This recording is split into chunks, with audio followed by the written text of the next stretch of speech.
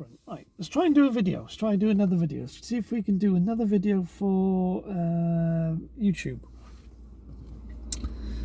So I have my notes. It might be better if I actually did shorts, because I can do the 3 things are wrong with the world video as a short, couldn't I? Maybe I'll do that after this. I'd like to talk more about Limerence and mental health issues. And typically when I was driving up here, I was thinking about things to talk about. Now as soon as I've started the video, my mind goes blank. That's why I gotta write the notes. Right, I was thinking earlier, I wonder if there's a platform that I can ask people to talk about who they like. Because I want to highlight, bring awareness to Limerence and how it affects people, and but I also want to provide environments where people can talk about things which are bothering them. Because there's too many mental health services and environments which are not, what's the word, conducive?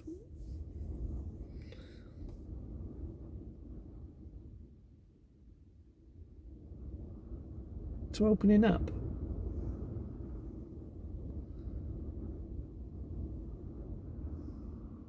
I mean, there's a couple of subs on Reddit where there's people like me, people who are societal rejects, who haven't been given the same opportunities in life as other people. We've had bad things, a lot of trauma happened to us, been victims of bullying and condemnation by even large groups of people. Schools and work and organisations have always been against us. Not always, but we've experienced a lot of it, and so it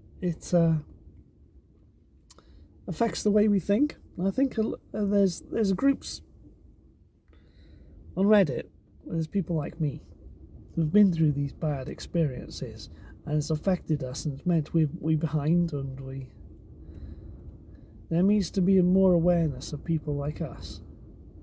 I mean, there's a lot of mental health awareness and bullying awareness things going around, but it seems to concentrate on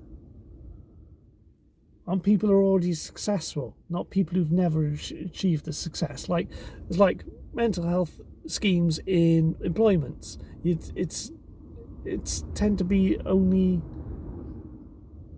available to people who are in an employment environment, or were employed by a company that's a big enough company or large enough company, not the sort of people who can't even get work.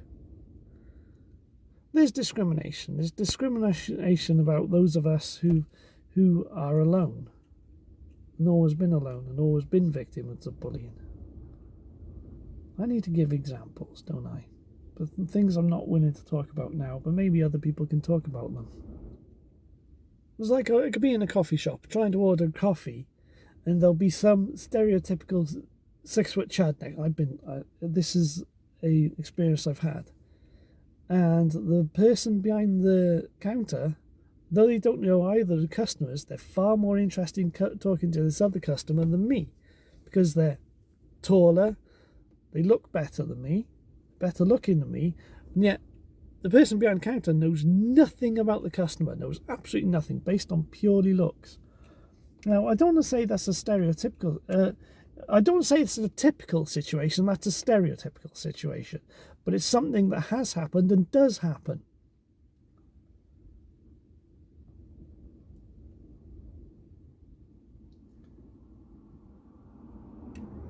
And furthermore, that's the sort of thing on social media that's it's acceptable. Someone who is less attractive, it's socially acceptable to condemn them, to criticize them, isn't it? Especially it's just based on what I've seen in my own experiences. But a lot of the social media videos which are produced by women influencers for a female audience, they tend to, when it comes to talking about relationships, they tend to criticize the people who are shorter or not typically attractive, where there's no focus on personality or what the person is like. From my perspective, I don't know if it's true, and it may not. It may, given the numbers, it's probably true for some people, but that's the thing with mental health, which we can go on to. That you're not meant to make sweeping statements and say all of people is like this and all of people is like that. You can't do that, because the world is far more nuanced. But would I be justified in saying, or would I be, in some of my observations, I'm trying to think of this in words, maybe I should have scripted this, but I've had observations that would lead me to believe that a majority of women would rather be in an abusive relationship with an attractive person than a perfect relationship where they're worshipped by an unattractive person. When part of the relationship, then how do I put this into words? Just women seem to, from a lot of the things I've seen, they would rather have an abusive relationship from an attractive person than a peaceful relationship where they're loved and adored by someone who's unattractive. Would I be right in saying that? Because though you're not supposed to say sweeping statements, because the life is far more nuanced than that, and it's a spectrum. You can't label one person, and you can't label one group or anything, because it's a spectrum. But from my experiences, observations, because obviously I have never experienced a relationship, no one's liked me back, I would say that's an accurate statement in a large portion of the relationships I've seen. Now, I'm not saying that anyone is at fault. Maybe I should have scripted this better. I should talk to chat about it. Talk to Chat GPT. Have it listening to our conversations. Maybe if gender roles were reversed, from, say, a female perspective, a woman's perspective, and they may think exactly the same. If there's a woman who like me, thinks they're unattractive, they may think exactly the same. I mean, that's entirely possible as well. And what percentage of the population would think like that? See, that's the person I think I would most like to get to know. Someone who thinks the same as me, has got the similar sort of experiences. That's someone I would want to get to know.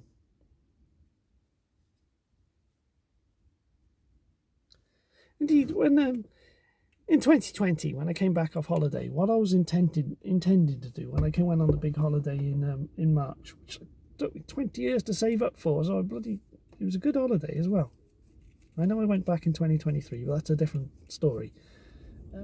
I had a gift, a weekend to book in a hotel, a free weekend, and I won it as a giveaway when I had the tyres changed on the car. I still have the certificate there. I never phoned up about the certificate because, of course, within a week of me coming down, there's worldwide global lockdowns due to COVID. In fact, on the flights home, I was the only one on the bloody plane. Well, there was a handful of people on the plane. If it was in double figures, didn't go very high of how many people were on the plane. And that was an 18-hour flight. Was it an 18-hour flight? I don't think it was an 18-hour flight. It was a long flight anyway. Yeah, and Kansai to Helsinki on the way back. But yeah, it was my intention in 2020 to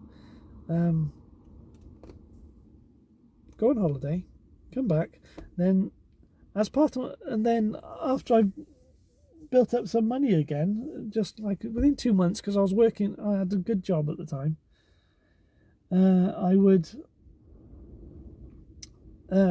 book another holiday and go on to these Reddit groups where there's like social rejects like myself. We'll just call ourselves social rejects because there's more than one Reddit group. There's someone, try and find someone who's got a similar sort of experiences, never had a relationship, never thing. And I suggested, and I was going to suggest meeting up for a coffee, or asking someone if they'd like to meet up for a coffee, or ultimately go on a holiday, go on this weekend holiday together. The hotel I would have chosen is Limerence, but of course it would be up to whatever we agree on. But Limerence is where I wanted to go, and I thought I'll drive you and I'll take you up there. The car was in a better condition then. The car hasn't been smashed up by vandals. My poor little Paseo goes through a lot, my little car. But yeah, that's what I wanted to do. But I never was able to do it. I was never able to do it because the lockdown started and that was on hold. Furloughed, lost a job, and yeah, I'm thinking now Limerence has changed things, changed how I feel.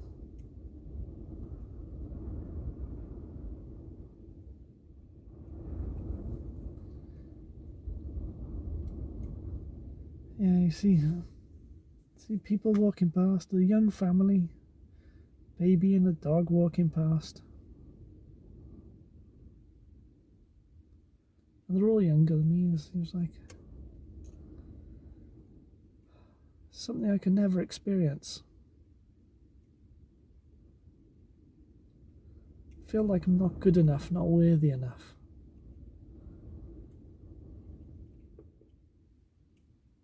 The sea's choppy today. I'm looking out over the sea because I'm on Marine Drive and I can see the sea.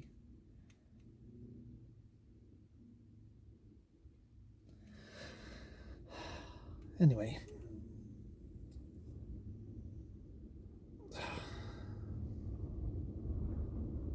when it comes to people I really like, I got a feeling in my heart, and I really want to talk to them and talk about them. I want to say everything I think is wonderful about them.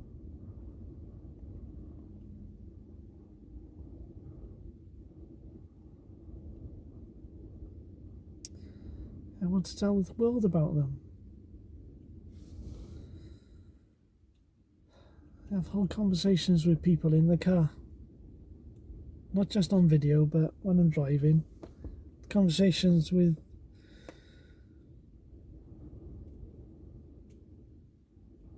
virtual partners in the car who are sat next to me, and yet there's nothing there. There's no one there, and the seat is empty.